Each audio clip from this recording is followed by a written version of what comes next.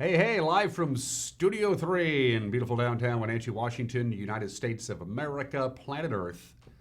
This is Wake Up Wenatchee Valley. Happy Wednesday, 21st day of August, 2019. I'm Dan Kuntz, your host. Have been for 3 years now. We had our third anniversary. It kind of came and went without any kind of fanfare, simply because I was on vacation that particular week when we celebrated our third anniversary. I wonder how many shows I've done. I don't know, hundreds.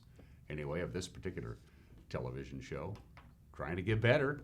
Good Wednesday. Big change in the weather coming our way. It's nice and calm right now. You wouldn't know what Mother Nature has in store for us, but there's a cold front that's going to move across the region west to east. We'll give you a complete rundown details on that forecast. It's not going to last very long. It's just today. Today is going to be a very active day, especially later on today with the clouds thickening up. Going to have some windy conditions. Going to have some rain. Cold front's going to go. It's moving pretty quickly right through the area, and we go right back to typical August weather come tomorrow. Forecast details are coming up. There is a lot of news to get to. We'll do that in just a couple of minutes. Also, we have sports. Eric Granstrom has been spending most of his week sitting down with both Scott Devereaux, the head football coach at Wenatchee High School, and Michael Dawn, the head football coach of Eastmont High School. We'll be covering, of course, Wildcat and Panther football as we get closer and closer to school. And we'll be getting to know a little bit more about the Eastmont Wildcats a little bit this morning with Eric's interview with Michael Dawn. That's coming up when we get to sports, plus the obscure holiday. Today in history birthdays, everybody's entitled to Mike Magnotti's opinion. And speaking of sports, our last visit of the year with Joel Norman, the broadcasting voice of the Wenatchee AppleSox. We got to do 4 games this year, and we really enjoyed it. Being a baseball fan, I really enjoyed it anyway. AppleSox had a good year, made the playoffs for the first time since 2013.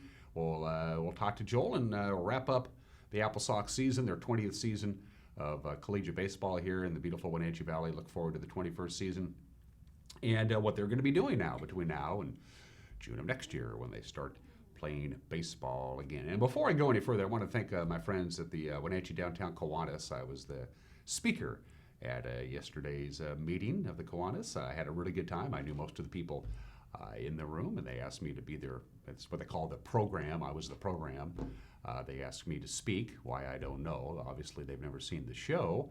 But I had a good time, and I really enjoyed it. And I want to thank my friends from Kiwanis for allowing me to come down and sit in.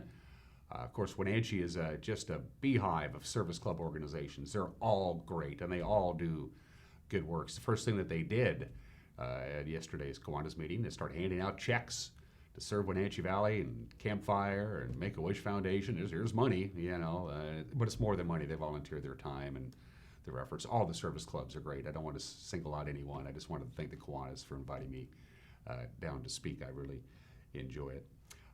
If it's okay with you, it doesn't really matter if it's okay with you because it's my show, let's go around the valley with our Valley View cameras and say good morning to the Wenatchee Valley. Of course, the cross-camera bats lead off. I love the baseball analogy. They get to go first. The cross camera. Beautiful view there. I was reading up on the Columbia River a couple of weeks ago. I was going through my library and I found this interesting little book I inherited from my dad, and I was reading it. And Columbia River isn't real particularly long as rivers go, but it flows really fast because it has a significant elevation change. A lot of rivers that are much, much longer than the Columbia River, they kind of amble along like, oh man, river. Columbia doesn't. Columbia's got a rather dramatic elevation drop from its beginnings up in Canada till the time it empties itself out in the Pacific Ocean. That's one of the reasons it flows pretty good. Dams or no dams. Did I just say a bad word on TV? Nah, I think you can say that. Good morning, Wenatchee. Good morning, East Wenatchee. And good morning, everybody. Thanks for starting your day with us here on the NCW Live channel. Again, big change in the weather coming our way, especially this afternoon. From this point forward, Megan gets to decide where we're going to visit. Ooh, that was a bit startling. There we go. The Waterville camera, Megan? Hey, the Waterville camera. Well, one of the reasons you can pick that out is Earthquake Point jumps out immediately. That big light gray, tannish-looking area to the far left where rocks have a tendency to come down on the highway, and sometimes with the really big slides, they have a tendency to go right over the highway and all the way into the river. They're going to be working on that, by the way. Next year, the Washington State Department of Transportation is going to hire some contractors to make that even safer, the route between Aniat and Chelan. Every year, without exception, they always have 2 or 3 mini slides. Boulders get down on the roadway. It's a hazard. They're going to be dealing with it. The question is, do they want to do a lot of work which would mean significant closures, or little bitty works every day, which would mean the closures would be less for the highway. They'd have to close the highway, and there's no real detours. So little bitty closures, which would make it a much longer process, or much longer closures, but they can get a lot more work done. That's what they're going to ask the people who regularly drive US 97A between Wenatchee and Chelan. They're going to want their opinion on that. Good morning to our friends up in the Waterville area, and what a spectacular view that is. For just a brief moment, well, it looked like we were looking at McNeil Canyon. Was that correct, Megan? And is that where we're going now? That's where we're going now. The top of McNeil Canyon. Again, an incredible view. Lake Chelan way off there in the distance. McNeil Canyon is a pretty steep little road, isn't it? Not recommended for trucks. You always hear the stories of the trucks or the truckers aren't familiar with the area, and they're using their GPS to get from point A to point B, and the GPS wants to take them up McNeil Canyon Road, which is just not a good idea. It's not a good idea for cars, for that matter. Anyway, it's still a beautiful area. Good morning to McNeil Canyon, by the way. We're the #1 rated local television show between 7 and 8 a.m. in the greater McNeil Canyon area. And finally, camera 4. We say hello to... I'm sorry, Megan? Oh, okay. That's Nanapoc Ridge, Coles Corner area. You can see the power lines. She moved the camera on me. It looks like there's a little bitty spider web on that far left side. I don't know why the spiders like to hang around those PTZ cameras. There's no food up there. It's a long way up, but I really don't know how spiders think. I don't like spiders and snakes, as Jim Stafford once sang. Beautiful Lake Wenatchee area. I have not been up there this year. I've driven through it, but I haven't spent any significant time in the Lake Wenatchee area, and that's my bad. I will make up for that. The best time for me to go up to Lake Wenatchee is during the height of the fall foliage. It's just beautiful up there. It doesn't last very long, but boy, why the leaves are turning. It's gorgeous. And of course, we're kind of getting there as we're getting deeper and deeper into August. We still have another, of course, month of summer to go. We will have hot weather, just not so much today. From the National Weather Service, let's take a look at your forecast. And the big story today is this cold front's going to move across the region. It's already in the Puget Sound area. It's going to give us a pretty good chance of rain, and it's going to give us some wind, about a 50% chance of showers. After 11 o'clock, the clouds will be thickening up. We'll top off at 82 degrees. Is it going to be windy? Yeah, we have the timeline for the wind, and this is very important if you're going to be out boating, because you're going to find some choppy water in many locations as it works its way west to east. So let's throw up that wind timeline and let you know, so you know where to avoid getting out on the water. You got that for me, Megan? She's bringing it up. It sounds like Stacy is misbehaving again. Anyway, it is going to be, there we go. There's your timeline. So you want to avoid the Lake Chelan area between 2 and 2 o'clock, noon and 2 o'clock, because it's going to be choppy. And you add in the addition of boats that are already out there that makes the lake choppy as it is, even if there's no wind. There's going to be some whitecaps on Lake Chelan and Omak Lake, and then of course as it moves east, it's going to be choppy on Banks and Moses Lake if you're going out fishing, and then Lake Roosevelt, and then of course it gets all the way into the Idaho Panhandle. So as the cold front moves in from the coast, it pushes throughout the day, but it's moving really fast, quite fast indeed. Your maximum wind gusts for the Wenatchee Valley, not much, as you see, about 18 miles an hour. But the basin, yeah, it's going to be windy, so blowing dust is certainly a possibility. The best chance for rain, by the way, for our forecast area is actually us. The Wenatchee Valley is probably going to get the most amount of rain. We could get up to a tenth, maybe even a quarter of an inch of rain as this cold system goes through. 50% chance of rain again this afternoon. High of only 82. We hit 90 yesterday, so it's considerably cooler than normal. Chance of rain goes down to about 30% tonight. We'll dip down to 59 degrees. Thursday, we go right back to just fine. A little bit of leftover wind from the cold front. Again, it's moving very fast. So Thursday, lots of sunshine, high of about 81. Couple of clouds on Friday and Friday night, no big deal. Temperatures just slightly below normal, and a good-looking weekend. Temperatures just a little bit below normal. Lots of sunshine Saturday, Sunday, and Monday. So again, big cold front coming our way. Threat of rain, increasing winds, not too windy here in the Wenatchee Valley. Waterville, and then out on the Columbia Basin and to the north of us and to the south of us, you'll have more wind than us. Little heads up, sunrise this morning was at 6:05. Sunset tonight will be at 8:02. That gives us 13 hours and 57 minutes of daylight. Yep, we've fallen below that 14-hour threshold, we continue to lose about 90 seconds of daylight a day, but it's still summertime, and the living is easy. The fish are jumping, and the cotton is high. And I think the estate of Cole Porter is going to sue me if I continue on. So we're going to take a break and come back and give you the news. What happened on this Tuesday? What happened yesterday and Tuesday? A lot, as it turns out. Newsroom is hopping. The news is 1 minute away. You're watching Wake Up Wenatchee Valley live this morning from Studio 4 in downtown Wenatchee on the NCW Live channel.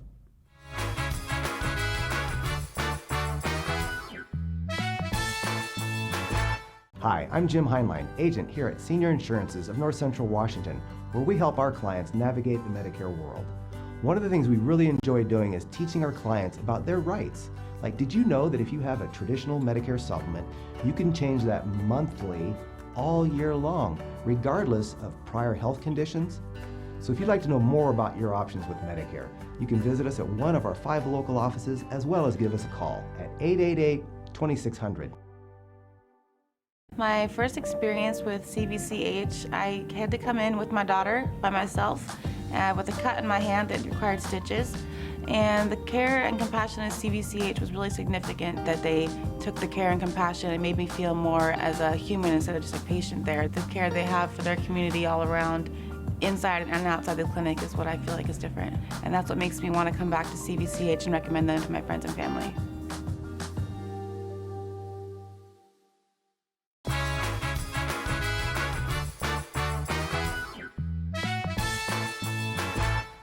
Welcome back. It's mild. It's 71 degrees outside of our studios at 12 minutes after the hour. We'll have a little bit of sunshine this morning. Winds pick up in intensity.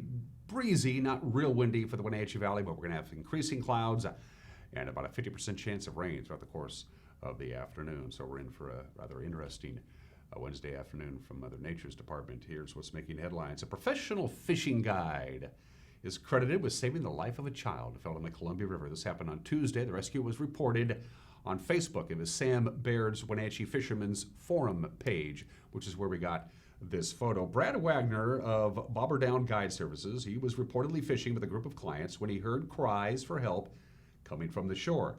The child's mother was trying to swim after her child, but could not catch him as he floated downriver and away from the shoreline. Wagner approached his clients, threw the child a float tied to a rope, pulled him on board, then the fisherman helped the mother to safety. It appears that all are okay. Thank you to Sam Baird's Wenatchee Fishermen's Forum Facebook page for that. Good news there. Wenatchee elementary school teacher was charged with first-degree child molestation on Monday in Chelan County Superior Court. 58-year-old Joe Ells is accused of kissing an 8-year-old student on the lips multiple times during the 2005-06 school year. Ells was arrested last week after an investigation by Wenatchee police. A roommate of the alleged victim contacted the school district back in June. A second alleged victim was cited in the charging documents. No charges have been brought yet in that case. Ells, who is on leave from his teaching job, has been released from jail on a $10,000 bond while awaiting trial. A Moses Lake man, well known to local law enforcement, was arrested again Monday night after falling asleep in a car he had just reportedly stolen. Moses Lake police arrested 48-year-old Daryl Smith after a neighbor called to report a suspicious vehicle on Winona Street in Moses Lake. Officers responded, found Smith asleep in the stolen car. Officers also found a black mask in the car next to the screwdriver used to start the vehicle. Smith is known for a 2010 incident when he escaped from the Grant County Courthouse and stole a grain truck from downtown Ephrata while still wearing handcuffs. Back then, he attempted to elude pursuing officers until he drove the truck off State Route 17 just past Randolph Road. That's near Moses Lake. He ditched the truck and attempted to swim across Moses Lake. This was back in March, while still wearing handcuffs. Obviously, swimming with handcuffs is rather difficult. He started sinking. He was rescued by a Grant County deputy. He was booked into the Grant County Jail, by the way, on charges of possession of a stolen car and possession of burglar tools. Well, the Chelan County PUD is making more money from surplus power sales than expected. Commissioners were presented with some positive revenue numbers at Monday's regular board meeting. Energy Resources staff reported that wholesale and other energy-related revenue is forecast at $11.5 million above budget. They say it's due in part to the premium paid for the PUD's carbon-free hydropower, even though water supply this year is actually below average. They also reported that the utility is saving more money than budgeted due to the success of conservation programs, especially in commercial buildings. Speaking of the Chelan County PUD, they say people illegally parking in their cars at the boat launch at Riverfront Park is really becoming a problem. The parking spaces at the popular boat launch behind Pybus Public Market are for boat trailers, not passenger vehicles. There's signs that clearly mark that.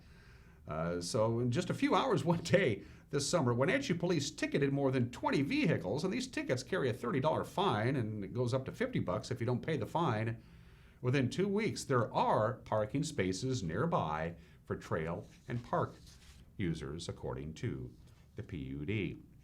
Matt Cabin, the former executive director of the America Performing Arts Center, has received the Governor's Arts Awards for arts advocacy.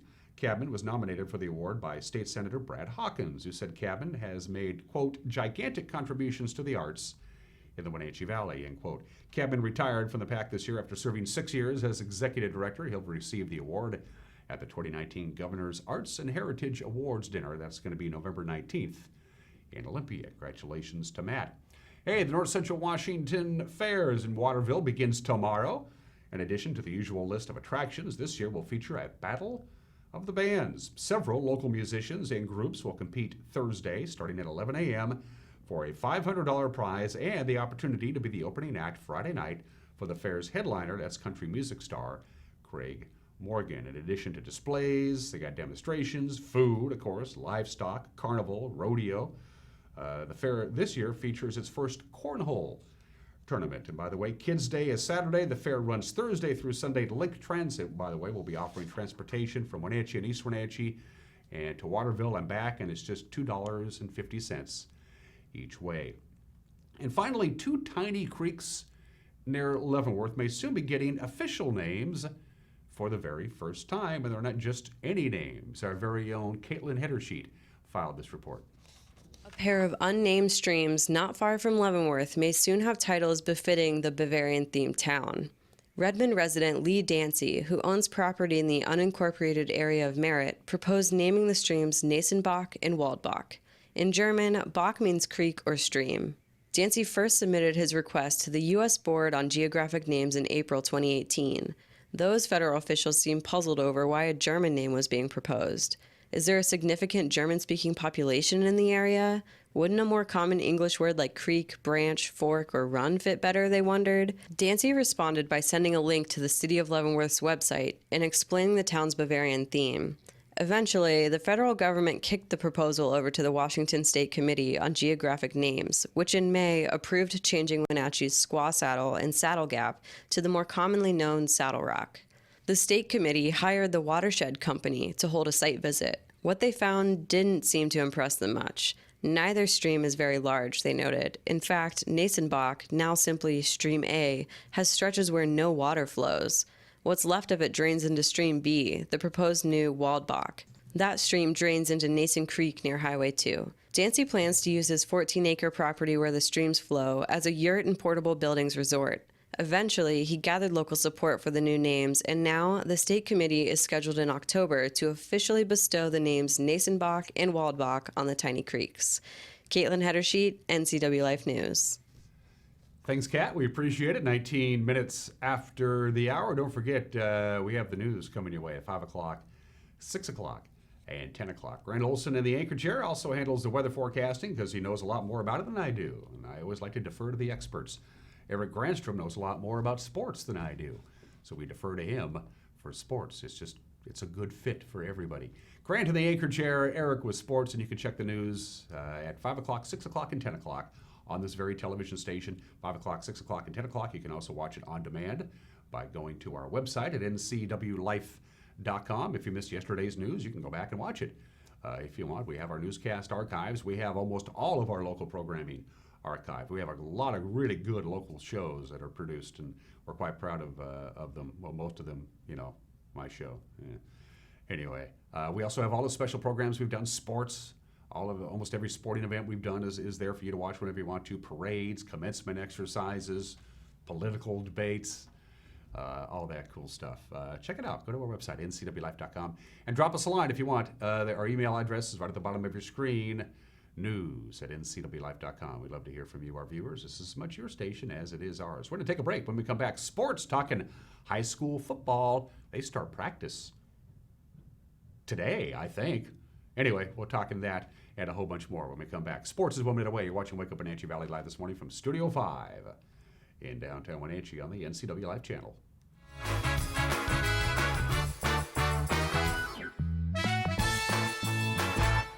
Hi, this is NCW Life Sports Director Eric Grandstrom. Did you know that we broadcast 139 games over the past year? We are your true local home for high school sports. Football, girls soccer, volleyball, girls and boys basketball, girls and boys wrestling, girls bowling, boys soccer, baseball, softball, and lacrosse. We're also your local TV station for the Wenatchee Wild home games, and we've added the Wenatchee AppleSox. I love shining a spotlight on these kids working so hard to represent the names on the front of the jersey. Not only do we bring you the majority of these games live on NCW Life channel, but they're also available live anywhere around the world on our website at ncwlife.com. And you can go back and watch the games on demand through the website. If you'd like to be part of our exciting sports lineup, become a sponsor. Call 509-888-2020 and we'll get you on board for this fall season. That's 509-888-2020. NCW Life Channel, your home for local sports. All the way into the end zone for a touchdown.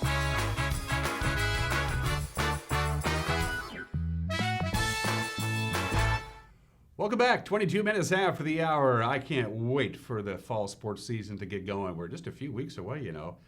But before we do that, we take a trip down memory lane over the last few weeks of the 2018 football season. Of course, the Wenatchee Panthers lost. They lost by 4 points to Sunnyside after leading 10-0, having given up a long touchdown pass and a run in the final minutes. And they lost, of course, the Bridge of Sportsmanship game to Eastmont, a classic game there, 14-13, by missing a field goal to go ahead in the final 3 minutes, that play that you're seeing right now. So those losses at the very end of the season prevented Wenatchee from creating the need for a three-way playoff between the Panthers, the Wildcats, and the Grizzlies. And that's something that weighs heavily in the minds of Wenatchee's returning players, according to Panther head coach Scott Devereaux. It really popped up during team camp because Sunnyside was here for our team camp, and we scrimmaged them twice, and our guys were pretty fired up, you know, to prove something, and got after it pretty good with Sunnyside, and we had a little fisticuffs that broke out at one point, but that's part of summer camp. It happens, but our guys were extremely energetic when it was time to scrimmage those guys. So, you know, that's the game. That's sports. You know, sometimes you win, sometimes you lose, and you got to rebound and move forward. And our guys are looking forward to that game and also the Eastmont game quite a bit. Of course, it was just the opposite on the other side of the river at Eastmont High School. The Wildcats claimed their first conference title since 2012 and for the first time ever played in the state football tournament. Our very own sports director, Eric Grandstrom, sat down with Eastmont coach Michael Don and asked how much his team, his Eastmont Wildcats, can just celebrate the success of 2018. You enjoy it during the time, and you let the kids enjoy it, but then you kind of move forward and try to keep building on it. You know, we always want to get a little bit better, and last year's last year, and now we got a new group of kids, and we got to try to get them back to the same kind of success. What, first time since the early 2010s that you guys were able to pick up a Big Nine championship. What does that mean for your program? What does that mean, if anything, for your coaching staff and for the district of Eastmont as far as the reputation of Eastmont football? I think it means a lot to the kids. You know, we sold them on, you know, you work hard and you're going to accomplish great things. And so far, this group of kids has been able to build and have back-to-back successful seasons and kind of get a culminating, you know, Big Nine championship, last year's group of seniors. And then this group wants to continue that and just keep building on it. And I think it's good for the community. We've got a lot of support in that. A lot of people want to support the program, involved in different fundraising things for our, you know, our Booster Club auction, our golf tournament, and we've seen a lot of people excited about the future and kids excited about coming up to the program, and I think that's big. Coach Don and his players have been attending summer camp at Eastern Washington University for the last couple of years. He says it really helps with team chemistry. It was a good camp. It's exciting for our kids. We used to go to the camp here locally, and you know, the kids and the parents, they really wanted to try something new, give the kids a different experience, get out of town, and we get done in June. It's awesome for our kids to be able to enjoy their summer a little bit, and so we get ready for Eastern Camp. You go over there, they get to go out to a beautiful college campus, get to work with the Eastern coaches and players, and see a lot of different teams that we would never get to see otherwise. And the kids love it. Time away from mom and dad's always fun for a high school kid. So, they have fun in the dorms, they get to know each other, and it's just an opportunity to get them all in a close proximity and, really build that team camaraderie. We'll continue more with our preview of Eastmont High School football tomorrow right here on this very program and during the evening news with Grant Olson as we're gearing up for another exciting year of Big Nine football here on the NCW Live channel. A Wenatchee High School graduate has become a member of the WIAA Executive Board. It's this gentleman right here. Nicely done, David Blakeney. He's the principal at Wapato High School. He's going to fill the position of District 5 representative. Blakeney is a graduate of Wenatchee High School. Then he earned his undergraduate degree from Eastern Washington University and his master's degree from Central Washington University before taking the role of principal at Wapato High. Blakeney was the athletic director for a couple of years and has experience coaching basketball, football, and softball at the high school and middle school level. The WIAA Executive Board is comprised of 13 schools or athletic administrators from WIAA member schools around the state, and there's one representative from each of the 9 districts. Congratulations to David. The Mariners' winning streak is now 4 games. Break up the M's. A come-from-behind victory over Tampa Bay last night. The final score was 7-4. Kyle Seager continued swinging a hot bat. Hit a 2-run home run in the first, an RBI double in the 7th. Tom Murphy also belted a 2-run home run in the 6th. Seattle erasing an early 4-2 deficit. Tommy Malone earned the victory on the mound. He went 5 innings. He allowed 4 runs, 6 hits, 4 strikeouts. He is now 3-7 on the year. They wrap up their 3-game series. Seattle goes for the sweep today. It's a morning game, 10-10. First pitch to the Les Schwab American League West scoreboard. Mike Trout is just a phenomenal baseball player. He's going to win the MVP again. He was 2 for 4. His career best 42nd home run. Angels over the Rangers, 5-1 there. In the nightcap, it was a day-night doubleheader, by the way. Delano DeShields scored the winning run at the bottom of the 11th for Texas. That was a 3-2 victory on a fielding error by first baseman Albert Pujols. Jose Altuve was 3 for 5 with a home run and a couple ribbies to lead Houston past Detroit 6-3. And Matt Olson and Mark Kanaha hit back-to-back homers in the 3-run first inning. Oakland beat my Yankees 6-2 in Oakland, where there's no there. And those are just some of the games that people are playing on this Wednesday, 28 minutes after the hour, the obscure holiday of the day today. It's National Spumoni Day. National Spumoni Day. Doesn't that look good? It's, of course, a traditional Southern Italian ice cream treat. 3 layers of flavored gelato, and then you add candied fruits and nuts in 2 layers, and then the chocolate layer on top. That's how they traditionally make it in Italy. Here in the United States, we make our spumoni a little bit different. Most spumoni has a cherry layer with bits of cherry in there, pistachio ice cream, and a layer of chocolate, and then you add hazelnut or strawberries or pineapple, to name a few. Is it good for you? Of course not, but it sure tastes good. Have yourself a traditional Italian ice cream treat on this summer day. It's National Spumoni Day today because it says so on the World Wide Web. Today in history, it is the 21st day of August. This is the 136th anniversary of a tornado, an F5 tornado that struck Rochester, Minnesota. It killed 37 people, over 200 were injured, but it began the process that turned out to be a really good thing.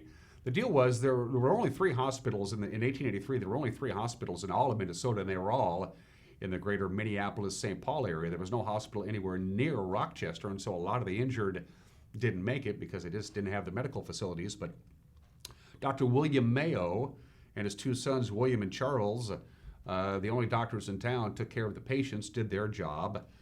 The Sisters of St. Francis helped care for the patients as well. And once the crisis passed, they all got together, the sisters and the Mayo brothers, and said, we need a hospital in Rochester. We really do. And so they started St. Mary's Hospital, which eventually became the world-renowned Mayo Clinic. Tragedy, a disaster, or tornado that happened on this date 136 years ago eventually led to the founding of the Mayo Clinic. Happened on this date back in 1883. 108 years ago, August 21st, 1911, somebody stole the Mona Lisa. It's gone. an employee at the museum stole it. Here's what he did. He was an employee, he was a janitor or something. He hid in a closet during regular working hours, and then after the museum closed, he snuck in and took the Mona Lisa and put it under his raincoat and took off with it. His name was Vincenzo Pergugia. He stole the Mona Lisa. Of course, the Mona Lisa was at the Louvre in Paris. He was Italian. The guy who painted the Mona Lisa was Italian. He wanted the Mona Lisa back in Italy. He kept it in his apartment under his bed for 2 years, and then he tried to sell it to a museum in Italy, and that's how he got caught. If you're going to sell the Mona Lisa, you got to be a little more discreet than that. The Mona Lisa was stolen 108 years ago today. Can't do that anymore. August 21st, 1959. Hey, it's the 60th birthday of Hawaii. Hawaii, as a state, is 60 years old today. United States President Dwight D. Eisenhower signed the executive order proclaiming Hawaii the 50th state. And it's Hawaii Mission Day. They have big parties. Fun facts about Hawaii. I got a couple of them for you. The average lifespan of somebody who lives in Hawaii is 80 years. That's longer than any other state in the Union. If you want to live a long life, move to Hawaii. They're number one on that list. Billboards are banned. If you go to Hawaii, you will notice two things. Number one, you will never see a billboard because they're banned statewide, and also plastic bags are banned and have been for quite some time in Hawaii. Happy birthday, Hawaii, 60 years old today. And finally, August 21st, 1993, that's the Mars Observer spacecraft in orbit around Mars. We're going to show you the highlight of this mission. Here's the liftoff of the Mars Observer. 5, 4, 3, 2, 1, and liftoff of the Titan III rocket with the Mars Observer and America's return to the red planet. And the vehicle has cleared the tower. Roll program is in, pitch program is in.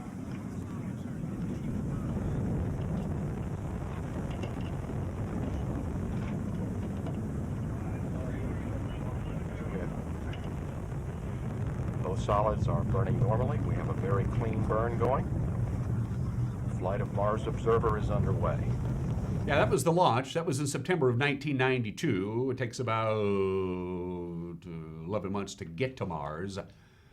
And on this date, August 21st, 1993, 26 years ago today, 3 days before the Mars Observer was supposed to start its rotation around the planet Mars, we lost contact with it, and we never got it back. They still don't know what happened. They got theories about what happened, but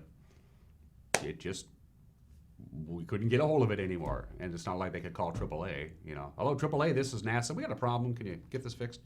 Yep, 26 years ago today, NASA lost contact with the Mars Observer. They never got it back. By the way, the cost of the mission was $816 million.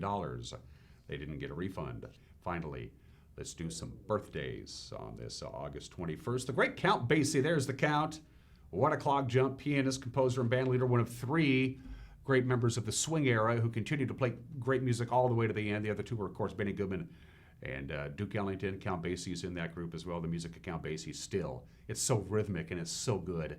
The great Count Basie, born in the state in 1904. He lived a good life, lived to the age of 79, died in 1984. One of the greatest and most dominant basketball players ever, Wilt Chamberlain, was born in this state in 1936. He only lived to the age of 63. The only player in NBA history to average 30 points and 20 rebounds per game in a season, and he did it 7 times.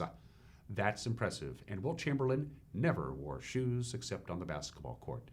He liked to go barefoot. Wilt Chamberlain, born in the state in 1936. 3 living legends. Kenny Rogers, there he is. He's 81. Pretty much fully retired now. He's had some health issues. He's retired from the public life. Kenny Rogers, singer, songwriter, guitarist, dabbled in acting. Kenny Rogers is 81 years old today. You may not know the name James Burton, but you've heard James Burton hundreds of times in your life. He's one of the greatest guitarists ever. He can play it all. He was with Rick Nelson's band, and he was with Elvis's band, the TCB band, from 1969 to Elvis's death in 1977. You have heard James Burton play guitar. You just didn't know it. He's 80 years old today, and he's in the Rock and Roll Hall of Fame. And Usain Bolt, the Jamaican sprinter, is 33 years old today. The only sprinter to win the Olympic 100-meter and 200-meter titles in 3 consecutive Olympics. He did it in 08, 2012 and 2016. He is a track and field legend. He's 33 years old today, and he's a lot faster than I am. We're going to take a break. When we come back, we got Mike McNally's opinion and my conversation with Joel Norman, the voice of the AppleSox, coming up between now and 8 o'clock. You're watching Wake Up Wenatchee Valley on the NCW Live channel.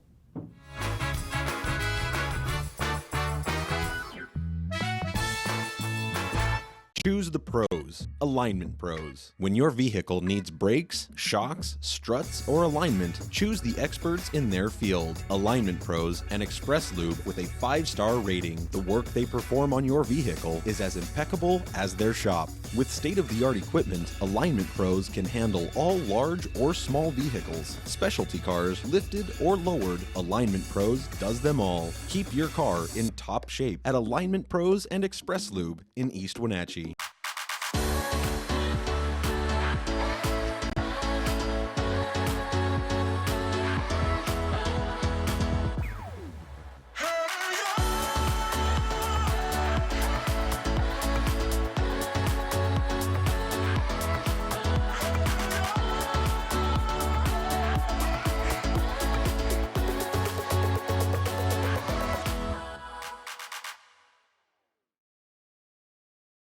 I'm Tom from Alpine Air Heating and Cooling. At Alpine Air, we think of ourselves as customer service oriented retailers.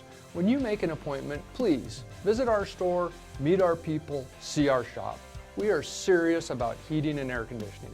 Carrier and Alpine Air are offering huge factory rebates and financing options for all your needs. Turn to the experts at Carrier and Alpine Air. Call for your free replacement estimate. Heat and air, call Alpine Air, 662-6846.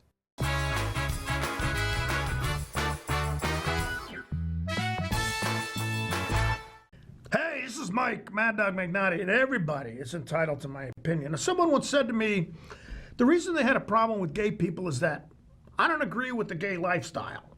Okay, well, my question is, what is the gay lifestyle, and how do we determine who demonstrates it? Now, I'm a monogamous, heterosexual male, and of the gay people I know, their lifestyle isn't any different than mine. And for that matter, what is the heterosexual lifestyle? The life I lead? Or do we say the straight life is demonstrated by somebody like Hugh Hefner, that gal with the really big butt? What's her name? Kim, what's her name? Yeah, you know what I'm talking about. From what I can see, the lifestyle of the gay people I know is as normal and as mundane as mine. This is Mike Mad Dog McNally, and that's my opinion.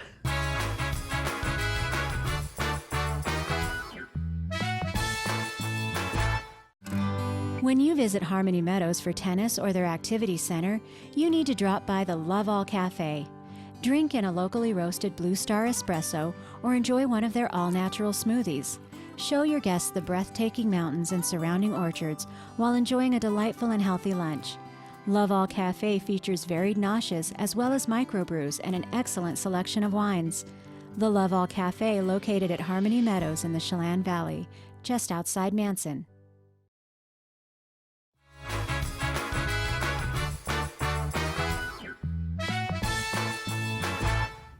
Welcome back to Wake Up Wenatchee Valley. I am Dan Kuntz. The 2019 campaign is in the books for the Wenatchee AppleSox, their 20th season of collegiate baseball here in the Wenatchee Valley. A good year. They made it back to the playoffs for the first time since 2013.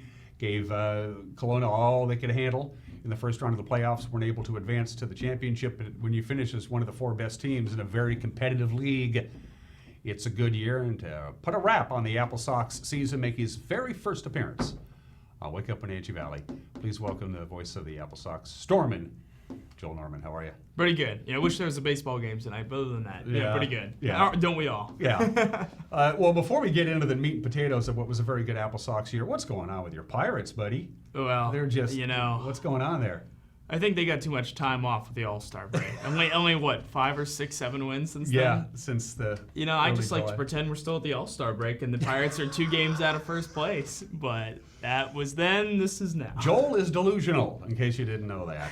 It's hey, we all have our favorite baseball. Well, most of us have our favorite baseball team, and you're with them win or lose, one way or the other. Exactly. And you're a Pittsburgh Pirate fan, and it's been been a tough year for you guys. Yes, it has. Yeah. But it's kind of been that way since 15. So Yeah. I'm at the point I just want the team to sell. I think there's too many fan bases. I think especially in baseball in this country, kind of hope that their owner would sell their team. Yeah. And you think they need to get rid of that? Absolutely. Yeah. Absolutely. It's a beautiful ballpark. It is, and Yeah. that's the thing. Selling the team wouldn't mean they'd leave. I just No. think they need someone who's more committed to winning. Yeah, they're not leaving Pittsburgh. Not No. with that. That's a jewel of a stadium. It really is. Good year. You got to do more baseball this year than you did last year, and that's always Absolutely. good. The Yeah. more games, the better. That's what Right. I always say. Exactly. When the season ends, I'm never really ready to stop. I'm always Mhm. kind of like, give me another week, give me another couple games, or something. Right. Give me a doubleheader. I'll do that. Mhm. But amazingly, we didn't have to do any this year, doubleheaders. But no, it was a really fun year. This was with it being the 20th season, right from the get-go. Coaching, management, myself, we all said, it's the 20th season, why not make some more history while we celebrate our rich history? And making the postseason was a big step forward. This is a town, a fan base that is very accustomed to winning. And for us to get back to that point, at least taking this step toward getting that 6th championship, that's gigantic for us. And I think we're really proud of the effort, but we're looking for more next season. It's ironic that the 4 teams that made the playoffs, Wenatchee, Kelowna, Corvallis, and Walla Walla were, I think, clearly the 4 best teams. I in think the so, league. too. The wheat was separated from the chaff. Yeah, absolutely. And, I think you could have looked at any 4 of those teams and you could have said they were the best team this year. They had some good stuff. But, there was a lot of great competition. We go up against a great Victoria squad who scored, set so many offensive records this season. We knew it was going to be tough to score. And we lost some bats, but you tip your cap to them. That was a great team all year long. They beat us 5 of 6 times, so you knew they were legit. We knew it was going to be tough. To be that close was remarkable. We were thrilled to be there, but obviously no one's thrilled or satisfied with losing in that fashion. How did the team handle that 3rd game loss, losing that lead in the 9th inning, and realizing they're going to go home and their season is over and it's time to put a wrap on it? What was the mentality of the team in the clubhouse after that tough loss in Game 3 against Victoria? I chatted with Coach Carstangelo and our coaching staff, and I said, that same question. I was like, well, how'd they feel? Because it looked from up high, from behind home plate, it looked like they were down. But a lot of those guys were people who had only been with the team for maybe a little over a week. So I was kind of wondering how upset can some of them be? And I totally would understand if they weren't that upset. Mm-hmm. But Kyle told me that he said to them, the fact that I can look in all your faces and actually be able to tell that you're disappointed tells me a lot about you guys as ball players and your commitment to the team. So the way they continue to gel, even as so many of our core pieces, so many of ours, we call them day 1 players from like June 3rd when the season began, the fact that so many of those guys were gone, new ones were coming in, and the returning members who'd been there since the beginning of the year, we're still able to get them to gel. That said so much, I think, about the chemistry of this team and why they got as close as they did to get into the championship series. How many June 3rders made it to August 15th? 2. Yeah. That was it. Gavin Garrell and Brett Gillis. 55 games, something like that, 56 games altogether? I think so, 54 if I'm not 54, mistaken. That's right. not including non-league games. Right. But those was it. Brett Gillis, Gavin Garrell, and not ironically, they both had a key part in that final game. Gillis hit a sac fly in the 9th inning. Of course, he was on the mound for the loss, but he was phenomenal all year to that point on the mound. Gavin Garrell got the start, went 6 strong innings for us. So those 2 were big contributors all year. And it just means a ton to a coaching staff to have someone make that commitment. They're there day 1, and then they're there when the season finishes. Sometimes it's not out of the players' control, but nonetheless, when it does happen, it just means the world to a coaching staff. And it's not just an AppleSox thing. All of the teams Absolutely. in the West Coast League have wild fluctuations in their roster, especially 2 times at the very beginning of the season when a lot of the guys aren't done with college baseball yet, and they kind of filter into the valley with the first 2 weeks of the season, and at the very end, because they got to go back to school. So it's not just endemic of the Wenatchee AppleSox, but it seemed this team this year had more roster turnover than any of the other teams. It really did. We were hit hard. And some of it was injury. Some guy like Blake Klassen, incoming freshman at Arizona, he was supposed to be here till the end. Mm-hmm. He wasn't able to be. And we can't control that. There's a lot of guys, though, who end up having to get shut down earlier. And our coaching staff said there were some who they thought they were going to have them all year, so maybe performed a little better than their coaches at school thought, and thus were pulled out earlier and thought, maybe they're going to get more usage at school in fall ball or something. So it's tough. At the end, I always say, at the end of the day, the AppleSox and every team in this league are at the mercy of the head coaches. And like you said, it wasn't just Wenatchee. Victoria was a team we knew coming in. They were down a few good hitters. However, most of their big bats were still there. But it is pretty remarkable when a team has 2 all-star catchers and neither of them are with them for the postseason run. But, you know, the thing that Victoria was lacking in was pitching. And I thought the AppleSox exploited that, but they just couldn't do enough offensively, so to say. You look at game 2, no hits till the 6th inning. You're not going to win many games that way. And as Kyle mentioned, Coach Crutchangel, when we talked to him a couple of times during the playoffs, you get whatever player you can at that point, and you put them where you can. You can't necessarily go out and say, okay, I need a shortstop. You're going to get anybody you can, fit him into the batting lineup, and say, okay, well, today you're playing first base, even though I got. I mean, it's not just bringing in new players; it's finding a spot for the new player. You know, the 8th and 9th innings of Game 3 against Victoria reminded me a lot of some of the games we did on the NCW Life channel this spring, where, you know, the right fielder's coming in to pitch, or the pitcher's going to third after, and third's going to pitch. It's just, it was that kind of way. The rosters were thin. You get whoever you can. You say, all right, have you played here recently? And if that's a faint yes at all, they're in there. And you do what you can. Does the club help pay for Kyle's cell phone bill? I mean... that thing was glued to his ear. Maybe he was doing Wi-Fi calling. We'll have to double check. I know you have that setting on the iPhone, but you know, he was busy. He joked that he said, "Wow, I think I spent almost more time recruiting for the AppleSox than I did at Yakima Valley for the Yaks." You know, he was just that busy doing it. But credit to him, he did a great job getting talent on the field and making sure they performed. Whether it was players he was familiar with from Yakima Valley, or friends of friends, or good connections he made. Kyle pushed all the right buttons, and I know this season meant a lot to him just making the playoffs. He's a guy who isn't satisfied with losing, and we came into this offseason, entering this season, and it just seemed like there was a little difference in the way he approached, because he was kind of like, okay, 2 years to the helm, I've got a pretty good clue of what to do now. However, I haven't done what I wanted. And you could just kind of tell the hunger and the motivation. And he admitted that, too. He said, it's a learning curve for me. It's a learning curve for everybody. He said, there's no question I'm a better coach now than I was when I got the job. Absolutely. And this is the type of ball you have to get used to coaching. It's very different from a lot of the other sports, because it's such a short season. It's so condensed,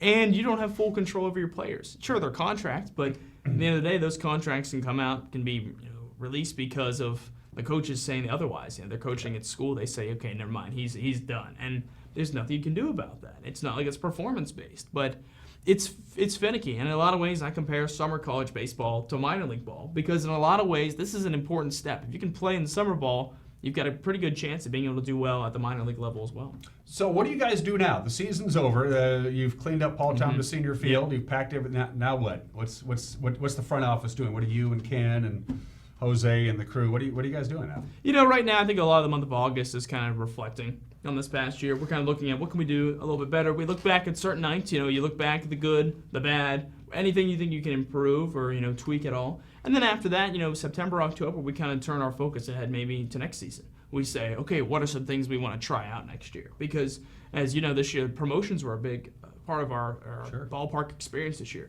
Now it's like, okay, those were nice. How can we continue that? And, because people, there's a standard now. I think maybe sometimes you came to the park this year and maybe you didn't check the schedule, but you're getting handed a bobblehead. You went, AppleSox handing out a bobblehead? What the heck? So now, a standard's been set, and we're trying to meet that and exceed it moving forward. So I think a lot of it now, like I said, reflection for this month, and then from there on out, we kind of look toward 2020. I think maybe it says, speaks very highly of the AppleSox. Of course, we broadcast 4 games this year.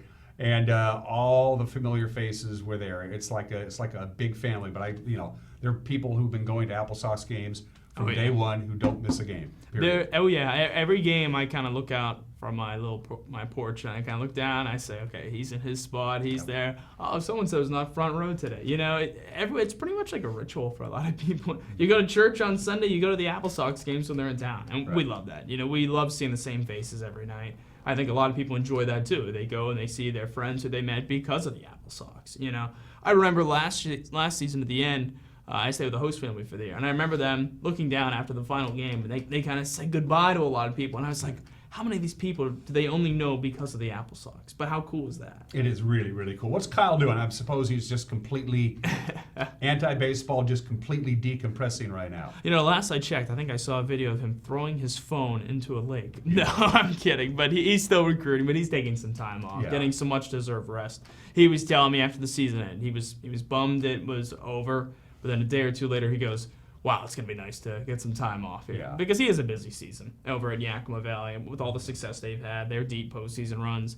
and then jumping right into our Right season. in AppleSox, and then he's got fall ball. That's He turns right. around and is back at Yakima Valley. Of course, Yakima Valley has a team. We're talking about Yakima Valley. We're talking about Yakima Valley Community College, which is Kyle's other coaching job. But of course, Yakima Valley also has a team in the West Coast League. Does that give Kyle a little extra impetus to beat the Pippins in league play when they play each other? Is that our rival now? Is it Walla Walla? Who's our? It's hard to say. It's hard to say. I think, you could argue the Pippins. I think that's a team, both sides, they want to beat each other. And both teams swept each other when they faced each other this year. It's a natural rivalry, really close by. I always, myself, I look at those games, I say, these are ones I circle because it's kind of the Apple rivalry in a lot of ways. They claim Apple's there, we claim as well. Which one of these areas is the larger distributor? In a lot of ways, we love to argue about that. But, I think it all depends on which flavor of apple do you like. Do you like the Pippin, the green apples, or do you like the red one? Do you like Miners or Dusties? There you go. When it comes to your hamburger, that kind of deal. So the season's over. It was a great year. Really, the second half was a tale of this year was a tale of two different teams. It took a little while for the team to figure out their roles and to gel, but once they gel, they went on a real tear, especially at home. Oh, absolutely. There was a stretch of 14 straight wins at home, set a franchise record. I mean, Dan, this team set 6 or 7 different offensive, defensive records overall, too. There's just so many things about this year that were historic, besides being just the 20th season. So many new goals accomplished on the field, set our team record for single-season home runs, which is really cool. But we're in that day and age. And you see it at the major league level, and don't be surprised when it happens down here, too, because a lot of these guys are watching. They're making those similar changes to their swings. But we were thrilled with how this year went. Making the playoffs was a gigantic goal. No one's happy to just be in it and not win because we were devastated with how the season ended. Yeah. However, we stepped back a couple days ago and we kind of realized this was gigantic. Making the playoffs, getting back to where we want to be was huge. So we were really proud of this year. That said, like I mentioned before, we're hungry and we're not satisfied with just making the playoffs. Next year, the goal, win it all. Why not? We did it. We made it back this year. Why not go a step further next season? As we mentioned earlier on in the interview, the 4 best teams in the league made the playoffs. I mean, you have Victoria won their division, both halves. Corvallis won both halves of their divisions. Walla Walla punched their ticket from the south, Wenatchee from the north. They were the 4 best teams. Corvallis walked away with the championship again, their 4th consecutive championship. Plus, they had the all-time best record in the history of the West Coast League. Does one team dominating that much over that period of time, is that a good thing, or is that?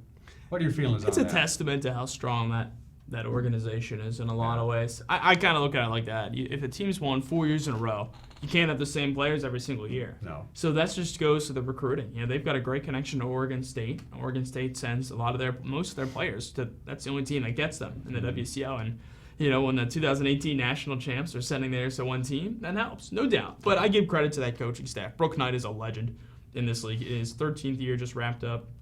And this goes to say what Ed Nags has done. Obviously, his time at Wenatchee, both of his 2 years in Corvallis, he's won titles. I mean, we're talking about a guy in Nags who has won 8 championships as a coach. 6 with Wenatchee, 2 with Corvallis. So that helps a lot, too. But I think they have it figured out from a recruiting standpoint. They build these relationships. They're successful on the field. They've been around for 30 seasons for a reason. They've been around longer than us. They have a little bit better idea.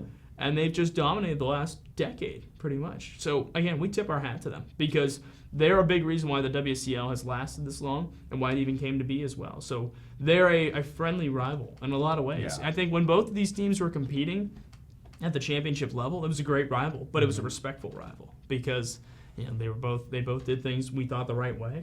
And it was a fun battle on the field. And from a historical standpoint, I wanted that this year. Because, with it being the 20th season, writing the book about some of those past battles, this whole year I kept thinking, let's get a Wenatchee, Corvallis. It'd be fitting and, memorable years for both of us. Their 30th and our 20th. What that reminds me, before we, Joel Norman, by the way, is my guest, making his very first appearance, by the way, on Wake Up Wenatchee Valley. How does the off-season recruiting go for Kyle? For players who haven't aged out, or players say, I'm still going to be eligible to play West Coast League baseball in 2020, and I'd like to come to Wenatchee. Or how does that work now at this point? Now that the season's all done, how can Kyle guarantee anybody's coming back next year, or anything like that? How does that work? He said to me, I would expect about 10 or 11 of our current players from the 2019 team to play for us next season, which is gigantic. You think about that many guys coming back. We had, I think, 6 returnees this past year. To get 10, 11, 12. Some of the names he threw out, he said, this guy's already requested. And we were pumped with a lot of those names. I mean, I was fired up to know we'd have another year of this player if they're allowed. The biggest thing that gets in the way of players returning to Wenatchee after playing the year before, do they get a better summer ball offer? Did they get hurt? Is their coach shutting them down? Right. Because the best of the best go to the Cape Cod League. We understand and we respect that. If a guy wants to go there, we say, do it. You're going to get way more exposure to scouts, and it's a really good look for you. So we have no problem with that. Sometimes people like to go to the Northwoods League. Sometimes their coaches prefer that too. So those are both obstacles. Again, injuries, an obvious obstacle, rest, whatnot. So, we'll wait and see. Kyle pretty much will begin that in a couple weeks, though, because even though the season just ended, you want to hit these guys while they're still fresh. The memory of summer ball and having a fun year here, it just... I talked to a lot of our players this season. I asked them, especially if they were guys who had played here before, I said, how did this season compare? And a lot of them really enjoyed it. I mean, Dalton Harron was a guy who played for us briefly in 2016. And he Wenatchee native, too. And I said to him, well, what'd you think of this year? He goes, night and day better than 2016. So for us, that's gigantic to hear. Just to know that we've made those kind of improvements. And we hope to get guys like that back who want to play here, who enjoy their time playing here. So Kyle will be on the phone pretty soon here, so you never know. It's the fun thing about summer ball is my favorite thing from this past year, besides the playoff game, was opening day, June 3rd, when I think we had 4 returnees in the lineup, and every time each of them came up for their first plate appearance, they just got like a really loud round of applause because people remember them from the year before. We didn't have anything to really celebrate in 18. We didn't make the playoffs, but people just remembered them. They remember the big moments they had, and they were happy to see them again. I'm going to be thrilled if we have, 10 guys coming back and we can get, a round of applause that whole game, and that was just such a cool moment. But the fun thing is, like I said, is, there was a lot of those guys back on June 3rd who fans didn't know, who kind of became fan favorites at the end of the year. So even if there are new players coming in, I always encourage fans, give them a chance. You might love them by the end of the summer. What kind of a role does billet families play in all that? Because they say, I want to come back to Wenatchee not only because I enjoyed it and I love the area and I love the fans, but also I love the place where I called home for 2.5 months. That plays a huge role. Absolutely. I talk to our players about that too, because I always think, this is my only chance to really get feedback from that, because the off season is when we're talking to the host families, talking to the sponsors. So a lot in August, I was kind of like, I'm just going to ask the players. And a lot of them enjoyed their time so much with their host families. I remember our starting pitcher for Game 3, Gavin Gorell, his host parent, I forget, he's a local priest, but him and his family, they throw out the first pitch of that playoff game. And I'd never seen Gavin smile so much that summer. He looked so thrilled to be out there catching that. It just, these players form incredible bonds with their host parents. And it's so fun to see that happen because it's an awkward situation. You're staying in a stranger's home for the summer, but host parents love it. They have a player to cheer for. They get to know them, and the players love it because it's a home away from home. So if you're interested in being a billet family for 2020, just give the AppleSox a call or send them an email or whatever. They're always, you may be put on a waiting list, but Marcy will get back to you. info@applesox.com. There you go. You teased me before we went on the air about something special going on. Can you just... That's coming later. It's coming later. I can't tease it too much. It's something we've had before. That's all I'm saying. All you're going to say? Yes. Okay, there you go. Joel Norman is the voice of the AppleSox. Go Pirates. Let's go. I don't know what's going on with your team. Tank. I want a top 10 pick in the draft. Of course, my Yankees are doing just fine. Thank you very right. much. Of course, the Yankees are different because they're just that little engine that could, a bunch of payroll, a bunch of scrappy little players just trying to cobble together a successful That's season. all it is. That's all my Yankee team is. Just a bunch of the bats have holes in them, so you just feel impressed when the guys hit the ball. Joel's jealous. He's jealous. You're watching. Thanks for coming by, Joel. Anytime you want to talk hot stove, you just get a hold of me. Appreciate it. You know where to find me. You're watching Wake Up Wenatchee Valley. We'll be right back.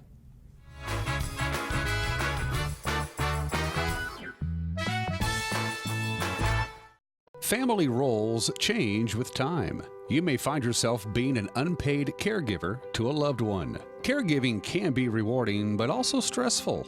Taking care of yourself is vital. Aging and Adult Care of Central Washington has low or no cost services for unpaid caregivers, such as in-home support, care supplies, and counseling. Connect in your local area by calling Aging and Adult Care at 800-572-4459 and mention you're interested in caregiver support.